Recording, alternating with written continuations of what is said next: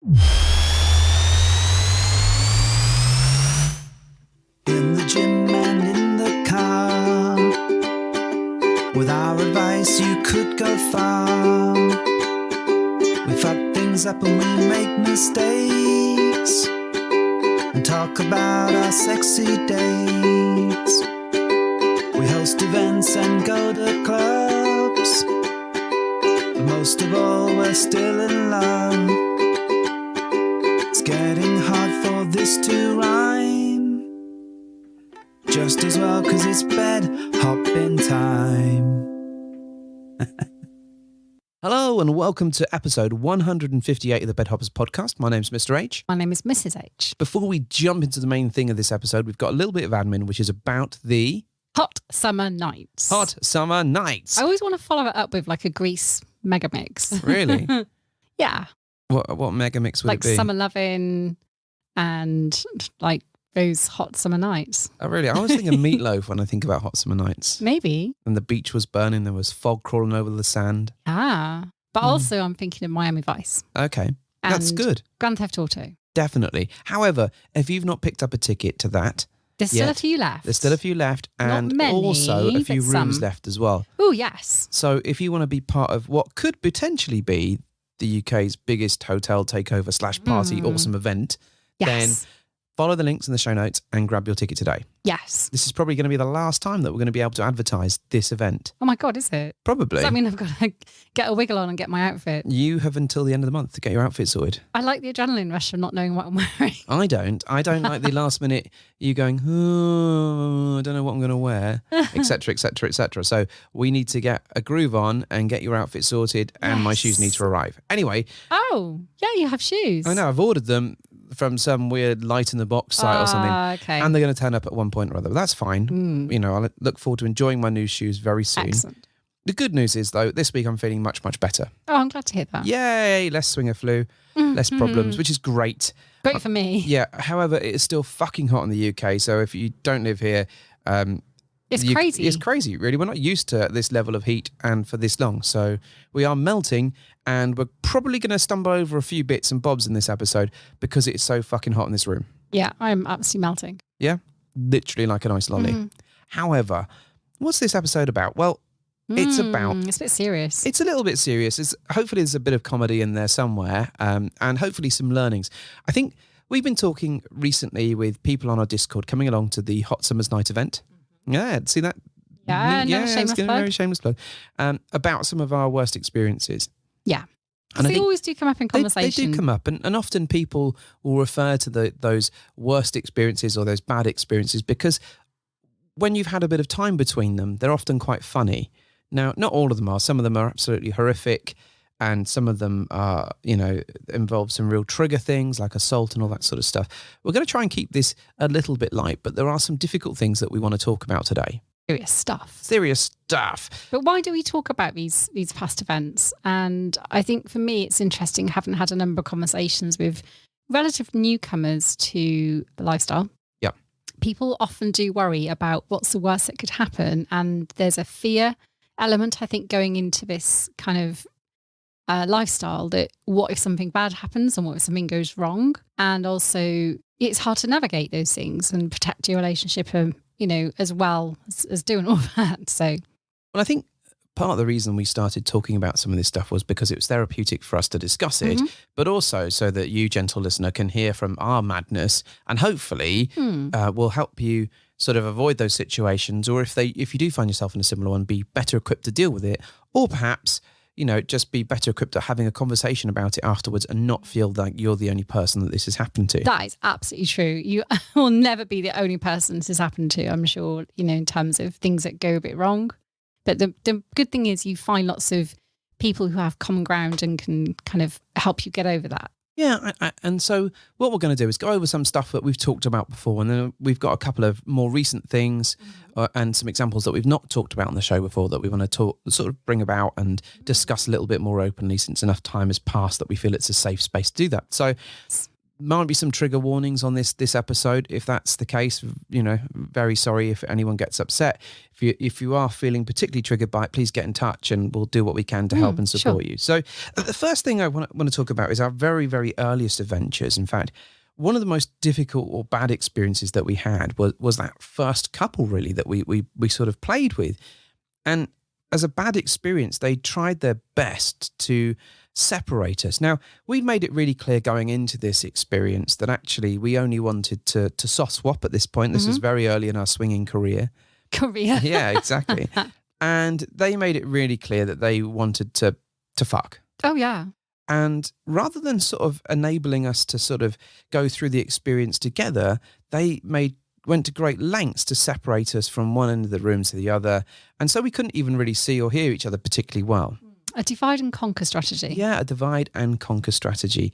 And I think looking back on that really, I found that experience quite difficult because, my best friend in the world wasn't there. And, obviously since we've been in this lifestyle, of the swinging lifestyle, for quite a while, actually part of our style is being in front of each other and experiencing it together. Yeah. Not to say that, separate things might happen, but primarily... Didn't you bring up that threshold?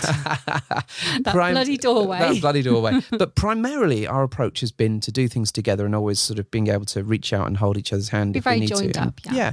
And that's certainly been our approach. But that couple did their very best to separate us. The problem is, I think, looking back, and again, it's important to mention that hindsight is, a terrible but also a wonderful thing, because you do look back and reflect and think, why did things pan out the way they did? And you can't help but think, is it something that we enabled in some way, or was it always going to be that it was going to pan out that way because that's what their intentions were? Well, I think, one thing, we'd have been a lot stronger now in saying, well, no, we're not doing this. But we have a lot more learning now, don't we? Yeah, we've got a lot more mileage under the belt. But also, I think we were so new at that point, we just didn't know how things worked necessarily. And I don't think we'd kind of got enough experiences there to be able to say, well, this isn't our preferred style. Although we were quite adamant that we didn't want to be separated, as far as they were concerned, what happened was absolutely fine between them. And we didn't really have a preferred style because we hadn't had anything else to compare it to. Yeah, so I think from a bad experience, it certainly wasn't one of the worst. No. Or absolute worst, but it stuck with me for a long time. It still sticks with me a little bit to this day. One, because I think as a couple, we kind of went in there and said, well, it might be fun to play because we can experience that play and see if we're okay and see if we don't break. But actually, in doing that, we not only lowered some standards, but we also lowered our approach and made ourselves feel uncomfortable. So for that reason, that one's often one that creeps into mind when we talk about a bad experience. Okay? Yeah. The next one I've got on my list, right? And this is one that we've been talking about a lot recently on one of our chat groups, and that's special brew. And we talk about this in a very light terms. For those of you that have not heard it, it's, episode 7, I think. It's an early one, isn't it? Yeah, I think it's kind of episode 7, and it comes back in episode 9 as well, because it comes back. The return of Special Brew. And this is where we put ourselves into the situation of we were going to meet a couple in a pub, and last minute they changed it. They hadn't sent any pictures of the mail, and we show up at these flats, and it felt like we needed to call social services for this person's partner. It felt like it was a bit dangerous. The situation for us was that you drank quite a bit and then got quite arsey with him in terms of challenging him. Yeah, but you were doing it in a way that made the situation worse. I poked the bear. You did poke the bear. And when we actually came to leave that space, the woman came to us and was basically asking for help. Now, we did see them again weeks later or a period of time. Not intentionally. They came to an event that we were attending. Yeah. And actually, he tried punching me. He did. And if it wasn't really for, obviously I could have stepped away from that. Yeah. I don't particularly like conflict of that level. No. Actually, it was because we were catching up with some really good friends, or some new friends that we just made, and that they were able to step in and support us as well. Yeah. Now, as a learning, there's so much that we can take out of that. I think it's one, trust in your gut instinct. If something doesn't feel right, it probably isn't. It probably isn't. If you've not seen pictures of both partners, feels a bit dodgy to me, probably get out. If you get to the place and it doesn't look good, excuse yourself, get out. Because actually, we went in with it and we kept making these mistakes throughout the course of the night. We didn't communicate very well, and I drank too much. You drank too much, And, you know, you didn't listen to any of the prompts that we discussed before. I forgot about them because we hadn't really nailed that between us. Well, we talked about it in the car, and then when you got there, you just threw it out the window, probably because of the drunkenness element. So I think this was another situation that really struck me as one of the bad ones to me. Red flags, absolutely. If you sense there is one, even if it's not a red flag that you anticipated or were kind of equipped to deal with, then step away. Yeah. Make your excuses and step away, because it's probably a correct gut instinct. It really is. Now, I've got a few little ones to talk about as we go along, and we're building to one that we're going to talk about in a lot more detail. So do forgive me if I'm whizzing through these in great speed, because all context. It is all context, and it's kind of how our learning has gone. So the other one that I want to mention, and we didn't discuss this before, was actually when we went to VA and that guy barebacked you. Oh my God, yeah, Captain Bareback. Yeah, well, I think, I mean, we can make light of it. Well, you have to, and I think in a sense, because it's now long gone. Yeah, but also, in essence, that person, you could argue, raped you. Yeah, you could. And I think non-consensual entering. Yes. And actually, whilst we kind of didn't want to, or you didn't want to challenge it particularly at the time, I think now we'd probably challenge it a lot more. And we'd alert the club, and we'd probably tell everybody. Why do you think is that because now we've got the benefit of more experiences, and we've recognised that actually in the grand scheme of things, all of those experiences, this is definitely one that we should have gone, nope. Yeah, I think in hindsight, we should have really gone, not mental, but we should have absolutely caused an issue over this and raised it as a problem. Yeah, I agree. But I know at the time that was difficult for you in particular. You didn't want to raise a fuss. and actually, I didn't know about it until a bit later. And I think we kind of just swept it under the rug a bit, because I think the reality is, I think if we thought about it too much, it could have been quite damaging. Mm-hmm. And actually, I think had this sort of thing happen now, I think we'd really, really alert the club. We'd alert like Fab Swingers or whichever site we're using at the time. And we'd probably do a lot more than what we did. Now, interestingly, they did get in touch with us after that episode. And they did apologise, and I don't think they had meant any harm particularly. But at the same point, you do that, and you've got to expect some repercussions. And I think looking back now, I think we probably do a lot more than what we did at the time. But as a bad meet, I think we don't often mention it, because actually if we reflect on it too much, it's quite triggering and quite emotionally damaging. I agree. So what we would say is if you find yourself in a similar situation, please speak to and you're in a club, please speak to the club, please tell your partner, please be honest and open, and don't be afraid of not necessarily causing a scene, but of reporting it, because that person could go on and do that to somebody else. And even if for you it didn't matter all that much, actually it's something that you need to register with somebody else to prevent further issues. You should definitely constructively raise the issue. Yeah. And it doesn't 100%. Have to end up in an argument or some kind of conflict. Like you say, it is just recognising that is not okay. And the right thing to do to help other people not experiencing that is to raise it. Yeah, agreed. Now, we've got one story that we mentioned at the start of this episode that we want to cover. And I appreciate that we've really whizzed through some bad experiences that you've probably heard about on our podcast before. And this is something that we want to talk about that we haven't really shared with people. We've talked to people face to face about it, and we've talked to friends and family members about it. But actually, this was something that had a real impact on our lives and meant a whole range of different things for us throughout the course of, actually, it was lasted for a good year that it became a problem. Maybe a little bit longer, actually, looking back, because it was really, really fucking serious. Yeah, and it's difficult because whilst there are various reasons as to why we haven't spoken about this before, as you'll find out as we talk about it. But what I do want to stress is that we're not going to name names in particular on this particular thing. I think we just want to talk about the situation, what happened, how it panned out, and the impact it had on us, because it really did influence sort of our careers and our lives. It did. It changed the way we felt about people. It changed the way that we trust people, and it changed the way that we, approach this whole thing. Right. So this happened before bedhoppers was ever a thing. I know. So going back a good 5 years. A good 5 years ago. So if this gets a bit rambly and a bit out of the way, then apologies. We're doing our very best to recall it and share this story with you. I mean, I recall it very well. However, it needs to be told carefully. Yeah.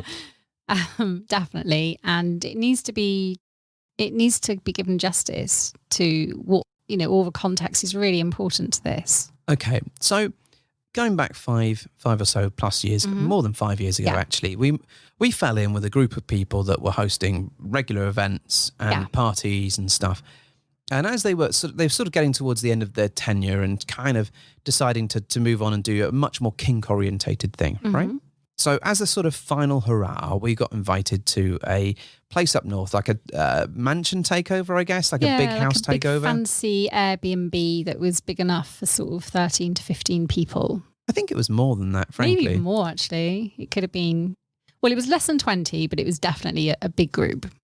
Yeah, so a large number of people for Airbnb style thing. And the whole concept of the weekend was that we were going to be doing various sort of kink-based activities, like a kink sample platter, as it were. So there was like candle wax, there was like impact play, Bit of rope play, bit of consent-based stuff. Yeah. And it's, we developed this relationship with many of these people, both the organisers and the group that were going along over the course of a good year or so before having gone to various events and sort of learned to trust them all, really. It was very much our first positive introduction into the lifestyle and meeting people that felt like they were family. I agree. I felt really comfortable with a large number of that group. And at the time I felt really, really connected to quite a few of them. And actually, like you say, I know we've referred to our tribe in the past, and not really knowing what our tribe was back then, it's probably the nearest I can get to describing that's how it felt. You had like-minded, or what you thought were like-minded individuals that you could, hang out, and they all lived like in far-flung places across the UK. But we also had like a number of sort of chat groups with these people and on various levels, didn't we? Yeah. And the first sort of day, or the first night, was fine, and there was a level of some play going on, but at that point we were very much a sort of soft swap focused couple, and we kind of enjoyed the night and it was fun. Lots of drinking, but all good fun, some music, just some nice food, kind of just chilling out, a nice vibe. And the next day was very much a continuation of that sort of theme, in that there wasn't any drink involved, but it was very much an exploration of kink and massage and touch and all this kind of stuff throughout the course of the day. Workshops, I think basically. They kind of described it as, didn't they? And again, this was new to us. We hadn't experienced anything on this scale and didn't really know what to expect from, and it was an event. It was described as an event, and it was an event we attended, wasn't it? Yeah. Mm-hmm. So on the course of the evening, or as we got into the early stages of the evening, the organisers announced that actually they were responsible for a new bit of kit that they'd got. Yeah. How would you explain that? I'm going to refer to, not written word, but I'm going to refer to my recollection of what this equipment was. Okay. All right. So the equipment essentially was a light device. Okay, so it was a light device that was designed specifically to stimulate a brainwave.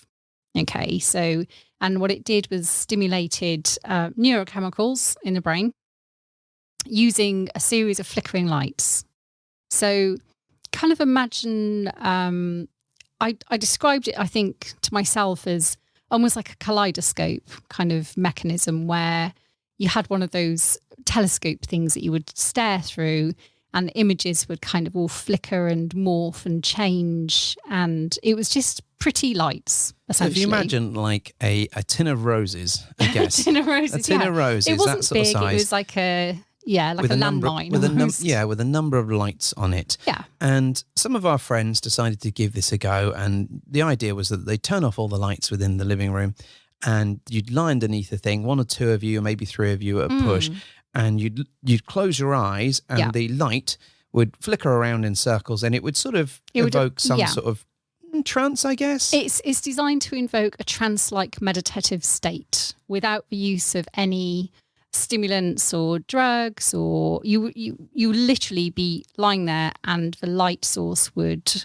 stimulate a brain pattern. And it was the high frequency light patterns were designed to kind of open what they referred to as the brain's third eye, I believe, if you're looking into the science of it. Yeah, and I guess Like a drug-free in hindsight, trans-meditative state. that sounds absolutely fucking terrifying. You might be sat at home, gentle listener, and going, what the fuck do these idiots get up to? And you'd be right to think this, but Yes, to a certain extent, I would to say. some extent. Well, but I think the fact that it omitted ingesting anything or imbibing anything, it was not. You wouldn't take a pill or take a drug. It was purely a light sequence of high frequency flickering lights that were designed to put you into a bit of a trance-like state. So we watched, I don't know, 10 or so people have a go on this. I mean, we sat at the sidelines and watched them lie down, and this was like a demo of it. So the whole concept was that they weren't going to use the actual super duper trance-like thing that they'd used at home, and in fact had used on their children. Yes. And a number of friends sat underneath it and woke up feeling very refreshed, feeling quite sunny. Very dreamlike. Yeah, and they said it very was like an chill. interesting sort of kaleidoscopic thing of colours. Yeah, exactly that. So, and again, it was absolutely designed to induce a sense of Zen well-being kind of thing. And I think also the description of this particular device was shortly going to be rolled out to various health spas, for example. And it was also being trialled on Alzheimer's patients. And there was a lot of research into the perhaps non-medicated qualities that it might give to... Well, you say a lot of research. I'm not entirely convinced on that level. Okay. However, so it got to the point where they offered to see if we want to sit underneath this thing and see what it's like as a demo for a few minutes. And the demo was only going to be 3 minutes. Yeah. I think the full program was like 15 to 20 minutes. Yeah. But also it's really, really important to mention that you could not have alcohol. Yeah. If you'd had alcohol, you were not allowed to use it. And we had not been And we drinking hadn't drunk at all that day. anything. We hadn't had any alcohol at all. So we lie underneath this thing. Well, we also did have to fill in a medical questionnaire, don't forget, which we did. Yep. And none of the things applied to us. Nope. I wasn't pregnant, wasn't breastfeeding, I didn't have any underlying medical issues, nothing like that. And, we both did the same. I was actually concerned about you more than anything. Yeah, because sometimes my eye gets triggered by old screens, TV monitors, like cathode ray tube ones that are flickering at a certain refresh rate, which can occasionally give me a sort of headache, basically. Yeah, exactly. So that. you were a bit worried about me. Yeah. Nothing on the. We spoke to them and they said, actually, this may help you for this. Absolute fucking witch doctors here. No offense to witch doctors if any of you are out there, but it was very much a. You'll be fine. It'll be okay. Just lie underneath it. It'll be over in a few minutes. And because we'd seen all our friends kind of lie down with their eyes shut, and you had to keep your eyes closed because the idea was that the light then goes through your closed eyes and you just see this sequence of pretty lights. Yeah. So we both lie down, the lights are out, and the thing starts spinning in front of us. It doesn't spin, actually. The lights spin. It's a sequence just a of sequence of gentle events. lights. And actually, so I'm lying there and it's What sort did of, you see? Can it's you sort of- remember? it was like one of those 3D eye picture things with lots of flashy lights and it sort of morphed into like a ball and almost, for me, it was sort of almost sent me into a bit of a dream, like a sailboat or something like that. And nice? it was weird. I'm not sure, I wouldn't ever want to do it again for various It reasons. wasn't unpleasant? It wasn't unpleasant. It was just a bit odd as a sensation. Anyway, the thing slows down and I come to. And it's almost like I've been half dreaming for a few minutes. It feels a lot longer, but it's only literally a few minutes. And I sort of sit up and turn around and you're not awake. You're sort of lying there, still sort of with your eyes closed. And we try and gently wake you and you're not coming round. No. And it's here that it gets a little bit scary. And here is probably one of the most frightening experiences I've ever had in my entire life. So Mrs. H, she doesn't really come around. We prop you up and try and gently wake you. And I'm telling them at this stage that we need to call an ambulance because this is not good. And they're not doing anything. Basically, they sort of scarper the people that were running this Back piece out of the room, equipment. I They think buck you out the said. room and they go, leaving us with our friends who are desperately trying to see what's going on and are already on the phone to an ambulance. Then your eyes start to flicker and you basically start to have a seizure where you're foaming at the mouth, your muscles are spasming, your back is arching and not in the good way. And I think I might actually lose my wife. And that was incredibly difficult. And you're in my arms, and I remember just crying your name, holding you up, trying to get them to, because you were burning up, trying to get like a cold compress on you. And actually you do start, this stops after a bit and you start breathing more normally and start coming around. And then it becomes even more difficult because actually Mrs. H doesn't know her name. She doesn't know me. She doesn't know who I am. Doesn't know the children's names, the dog name, nothing. Absolutely nothing is there. Complete and utter, it's like she's gone. Like there's just, and she's functioning. She can sort of talk, albeit she's very shaken up, very hot, still shaking a bit in terms of sort of muscles are still clenching a little bit. But from like when you do a lot of exercise and your muscles can sort of, when I've done a lot of exercise, which happened once back in 98. And at this stage, the ambulance crew show up and you still have no concept of me, your name, like your date of birth. And so the ambulance crew jump in and obviously I'm sort of sat there with them holding you because they're encouraging me to sort of interact with you and stuff. And they're obviously taking measurements, they're getting devices out to see what's going on, what has happened. At the same time, we're trying to explain to them about the machine. And all this time, the people that were running it have disappeared. They've gone. They didn't want to answer any ambulance questions.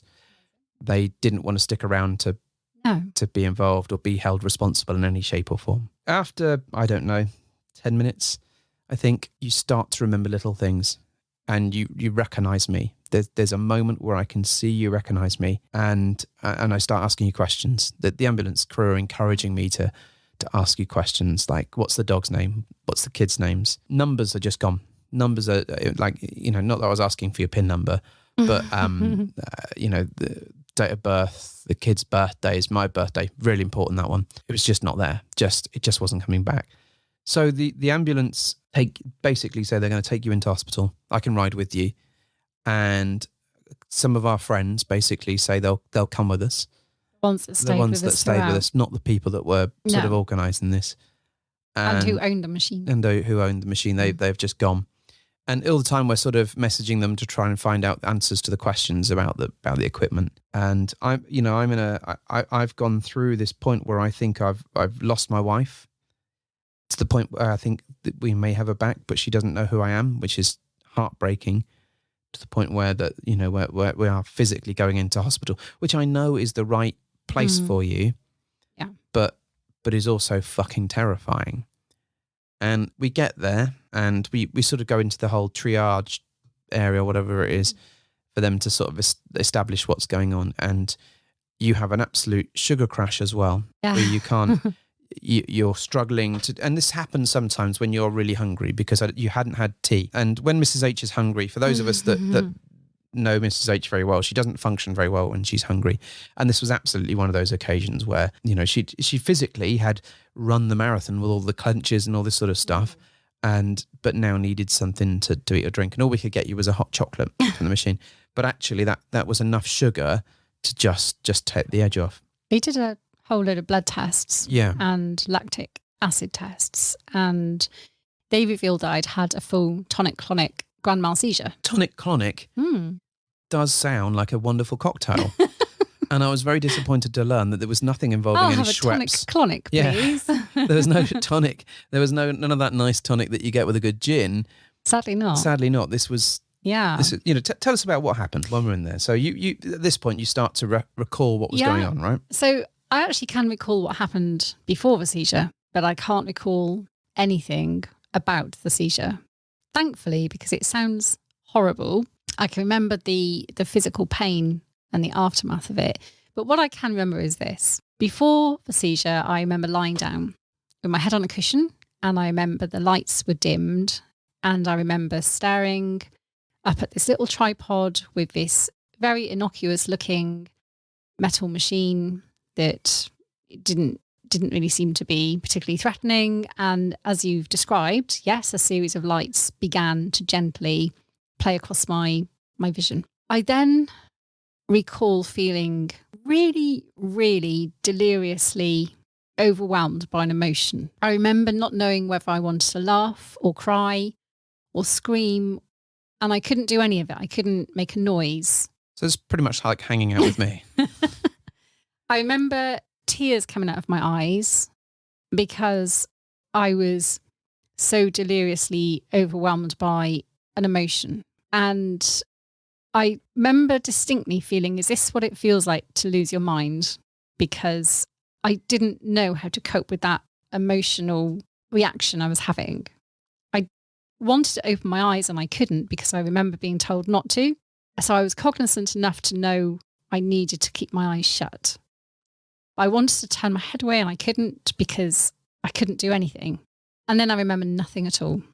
I don't remember what happened after that initial feeling of delirious, giddy, tearful, emotional, not understanding whether my mind was fracturing in some way. It was the most bizarre sensation ever. It didn't hurt. There was no pain particularly. I just didn't know what to do. And then I remember nothing at all until I was surrounded by paramedics and I don't know how much time had elapsed. I don't know what had happened. I don't know why they were there. And then I realised I also couldn't move any of my legs, either of my legs, any of my many legs. I couldn't move any limbs without feeling some immense trauma had happened in my body. And the inside of my mouth was ripped to shreds and full of blood. And I didn't understand where that had come from either. And I remember you and I remember remembering you, but I don't know how I'd been when I came around and I didn't know you, if that makes sense. There was a good 10 minutes or so, 10, 15 minutes before it was a bit like, and the paramedics described it that way, like when you restart a computer. A reboot, yeah. A reboot. And it was almost like you could hear the Mac noise as she came up and said it would be probably some sort of Samsung Galaxy Which thing. I mysteriously always sing Sinead O'Connor to. Yes. but it took a bit of time before you were there. Yeah. And I don't remember that at all. I just remembered what on earth has happened. My legs and arms are just, when you get the worst cramp in your legs and it wakes you up at night? Yep. And that awful muscular pain where all you can do is like rub your calf or put your foot flat on the ground to get rid of that pain. It was all over my body. I felt like I'd run a marathon, literally, but couldn't remember why or what or how I got there and who these paramedics were and why there were loads of machines beeping and what the actual fucking fuck had happened. Well, I think then we, obviously, as I said, we got you to hospital eventually and they discovered that you had a seizure. Yeah. A really big one. A really big one. And then, the first bit of advice was that you're not going to be able to drive. You're going to need to report this to the DVLA, the Driving Association or whatever. But also that they sent us home, I think, about 4 or 5 in the morning. Yeah. Well, I got referred to a first seizure clinic because I'd never had a seizure in my life. Oh. And I had no known epilepsy or photosensitivity ever for anything. So they referred me to the first seizure clinic when I got home. So when we got back to the house we were staying at, the host didn't really interact. They just avoided us more than anything else. I think they may have said 1 or 2 words. I don't remember that much either. Well, we went to bed for about 3 or 4 hours. Yeah. And then we drove back from the north to Southampton. And, you were shattered and very confused and we were asking you questions. So things like your PIN number, again, you couldn't remember that. Your phone number, you couldn't remember. So numbers were a real struggle. And they said that may return, that may not do. That may take years, that might take a week or 2 weeks. And so we were just sort of talking about the whole incident on the way home and just trying to explore what was there, what was not, what was missing, what were the gaps. And for the next few weeks, actually, you were very, on and off, there were moments where you just couldn't remember stuff. But most of it sort of started to trickle in after a couple of weeks, and you know, the normal sharpness, irony here for you, Wait, what? of your mind came back. This has been recorded. You said I'm sharp. Yeah, Taking that. Yeah, you will take it. But that started to come back in, and the more that came back in, the more of your personality did. But obviously you'd gone through some extensive trauma, and it took a while for you to find your feet again. Now, the impact of this was that you had to go to a clinic about your first seizure. You weren't able to drive for 6 months, so you had to catch a bus. Actually, it was longer in the end. It turned out to be nearly a year by the time I got my car back. Yeah. So you had to be designated driver everywhere we went. Designated driver. And when we did finally make our way back into lifestyle activities, which is, again, frankly, after all these like amazingly bad experiences, how we've done that, I don't know, which is why I'm eternally grateful for the circle of friends that we've got in the lifestyle now. Yeah. But actually it took time for you to get your car back. You couldn't drive. We did go out to meet eventually after 4 or 5 months. Yeah, ages. And, you know, I had to drive everywhere. We couldn't take turns drive. So all this stuff happened, and you know, getting to work was traumatic for you. Well, not traumatic. You had to catch a bus, which is probably which is your worst, absolute worst nightmare. And we had to go through 6, 7, 8 months of neurological testing, of epilepsy testing, seizure testing, medication. All of that stuff had to happen. I remember we had to go into London a couple of times for extreme specialists to find out what's going on. We had to talk about the machine itself and all this sort of stuff. All the while that the people that had hosted this event, had pretty much fallen completely off the radar, wouldn't answer our questions. Because obviously we're trying to find out more about the machine. Where did you get it from? Who made it? Yeah. All the stuff. It was really fucking important. Medically, we needed to know that. We absolutely needed to. They needed to understand the frequency that was used in the light machine. Yeah. And again, it's important to note that the machine itself was safe, actually, because it had been PAT tested, it transpires, and it had been through rigorous kind of testing and whatnot. So it could have been that the frequency on that particular machine was set too high. But we didn't know, because we needed the owners to get in touch and tell us these things, because we needed to understand so my neurologist could understand. Yeah. So, and this went on for a period of time. Yeah. Quite a long time.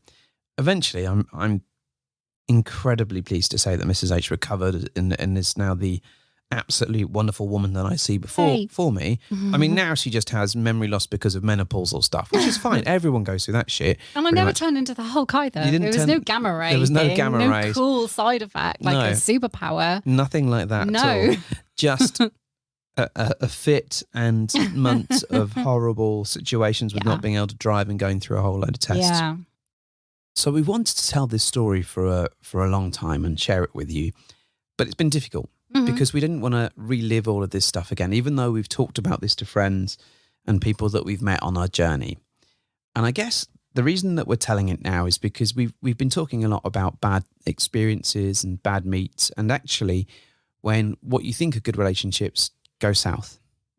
Yes. And that night was a particularly good example of, you think people have got your back, and you think people that you know intimately, actually, and socially, abandon you when you need them most.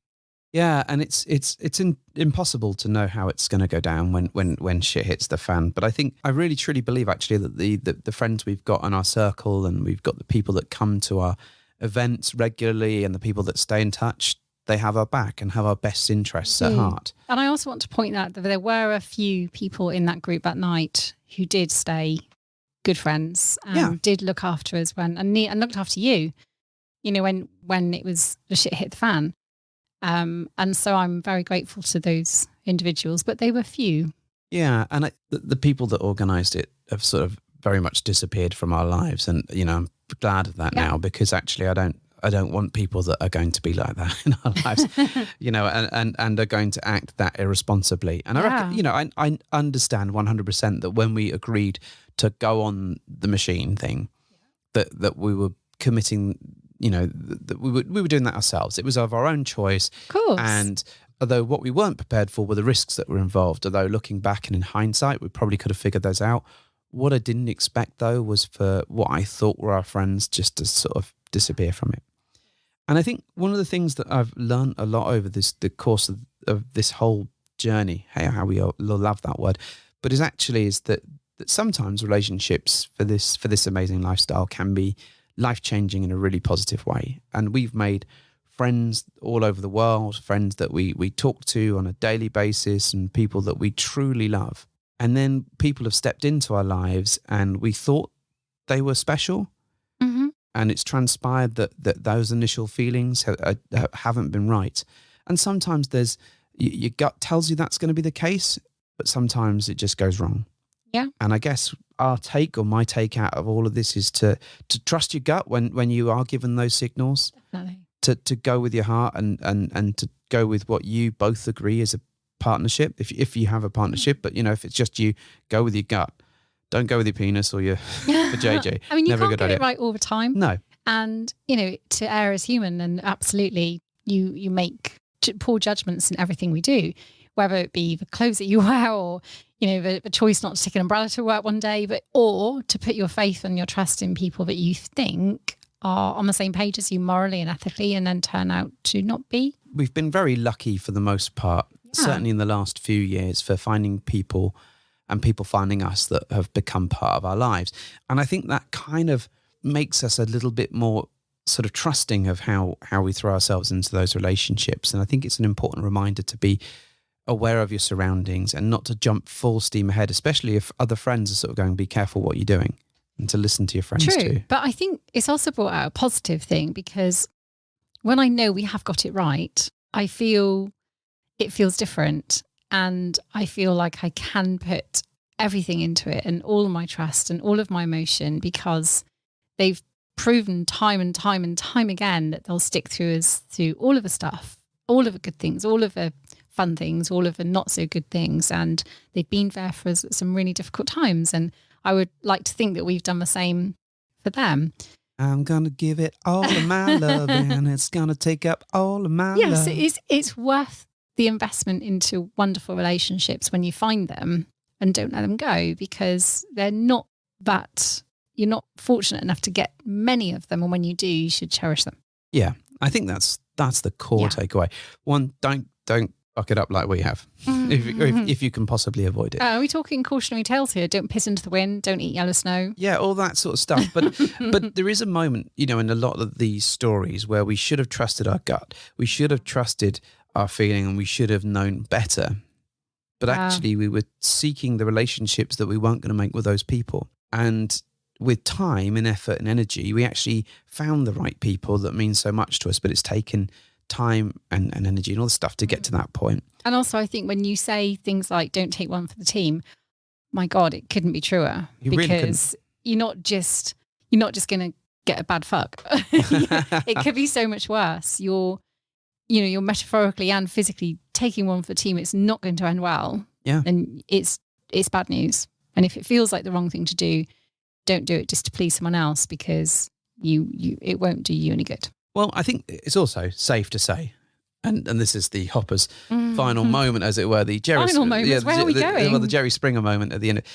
It's that kind of, as you're going into a relationship, have your eyes wide open. It's eyes wide shut. Not eyes wide shut. The password is not for Delio? No, the password is not for Delio. And trust each other and trust your instincts and look after each other. And sometimes it's going to go great, and sometimes it's going to go shit. But if it goes shit, know that you're not the only ones that's happened to, because it's fucking happened to us a lot. And I know we've given you an extreme example today of something that went shit and really could have resulted in absolute catastrophic outcomes. Yeah. It didn't, and that was just the first couple that we spoke about. What struck me through all of this afterwards is, yes, there were some few that looked out for us, and I'm really glad that we have met great people along the way that have stood the test of time with us and looked after us. Agreed. So on that note, oh gosh, yes, am I allowed to give a little follow-up about, not about anything big, but what happened with this machine manufacturer afterwards? Well, I think it's safe to say that we eventually did report this machine. And I was going to say there was a good outcome in a way, because they agreed to modify some of the settings on, I think, the machinery, and the machinery absolutely wasn't going out of the market. It was staying put. But it was clear there had to be something modified with it. So that was a good thing, because at least we hoped it wouldn't happen to someone else. Yeah, and I think also the descriptions that Needed were on to be. needed to be very specific as to Yeah. to what you signed your life away on, and to make sure that it was the covering disclaimers needed to be better, and Yeah. all that important stuff. So some good did come out of it. Yeah. Well, and so, some good has come out of all of those things, because we through all of those examples, we've learned to communicate better. Yeah. We've learned that friends can be out there and can be found. We've learned that not every experience has to be an awful one. And also that don't sit under light machines. Basically, that's the real big take out of this, I think. And don't piss into the wind. Don't piss into the wind or eat the yellow snow. Right. So go buy tickets to our Hot Summer's Night event. Yes. Where there will be no light machines like this. No, not at all. And no drinks called tonic clonics. No. Although maybe we can arrange one of those. There's probably a bit of bad taste. No. Probably but bad you taste. should arrange to name a whole bunch of cocktails after your wonderful sayings. Yeah, maybe. Because you've come up with some corkers over the years. Oh, thank you, dear. You're welcome. Thank you. But yeah, get tickets to our event. Join us in the hotel as well. That's going to be absolutely fantastic. Become part of our circle of folks, because we have an amazing chat that's already running. And we have some amazing people that exist within that group. Yeah. And it's forever growing with more and more lovely people that, keep wanting to join the groups and come back again and again for more. Yeah. So we all must be doing something right. And it's a testament to awesome people that attend. Exactly that. Right, Mrs. H, do your thing. Well, thank you for hopping into our bed.